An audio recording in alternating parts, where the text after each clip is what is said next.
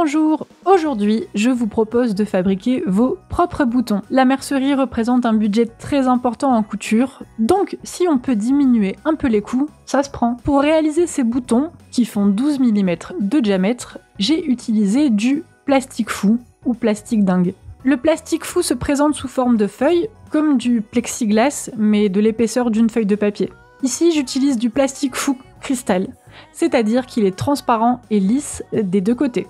Il existe plusieurs types de plastique fou, le cristal donc, mais aussi de l'uni, généralement blanc ou noir, du doré, de l'argenté, mais aussi du transparent, avec une face granuleuse sur laquelle on peut dessiner avec des crayons de couleur et que l'on peut également passer en imprimante. Attention à vérifier pour les imprimantes laser. Si vous utilisez du plastique fou avec la face granuleuse et des crayons de couleur, sachez que les couleurs seront plus vives après la cuisson.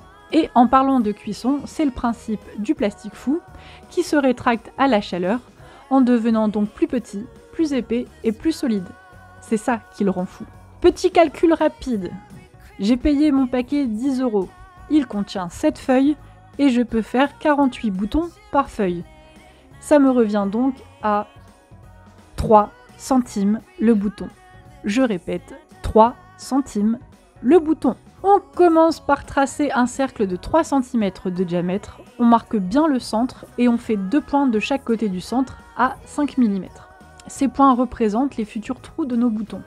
N'hésitez vraiment pas à faire des tests. Selon les marques, selon la taille et la forme de départ, le plastique fou ne se rétracte pas de la même façon.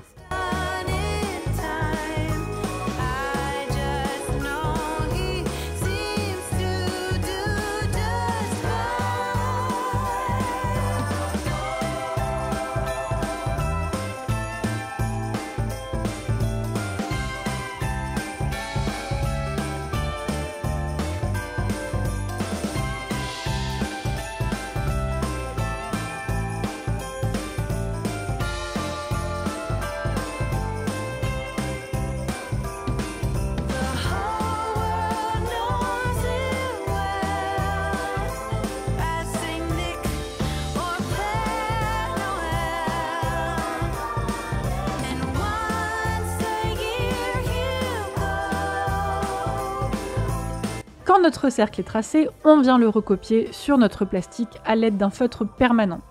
Et surtout, on n'oublie pas de marquer l'emplacement des trous.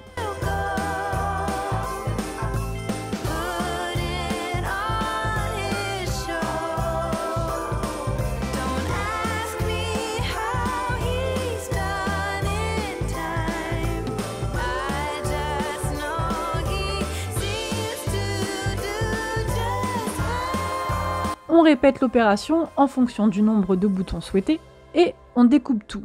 Au plus la découpe sera propre, au plus le bouton sera joli et harmonieux.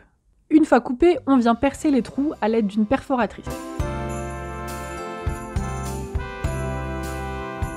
Petite astuce, si vous souhaitez retirer le feutre permanent avant la cuisson, il suffit d'utiliser du dissolvant. Et ça marche aussi quand vous recopiez un patron sur de la bâche ou du plastique transparent. Et au cas où, je rince le tout à l'eau. Vu que ça va au four après, on sait jamais, j'ai pas envie de faire exploser mon appart pour quelques boutons. Donc on passe au four en respectant bien la notice qui diffère d'une marque à l'autre. Voilà ce qu'on obtient. On dirait des vrais.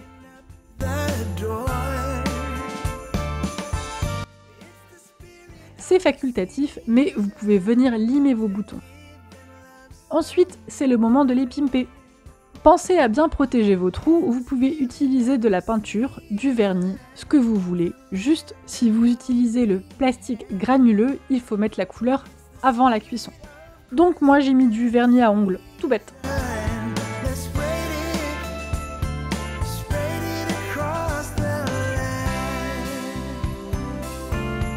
Une fois la couleur sèche, il faudra mettre un vernis de protection. Ici, j'ai mis une protection à paillettes. Par contre, ne faites pas comme moi, n'ayez pas la main trop lourde. Je me suis emballée sur les paillettes, donc ma couche de vernis est clairement trop épaisse. Et surtout, laissez bien sécher. Pas touche, ça fait des traces. Et voilà, c'est fini. J'espère que ça vous a plu.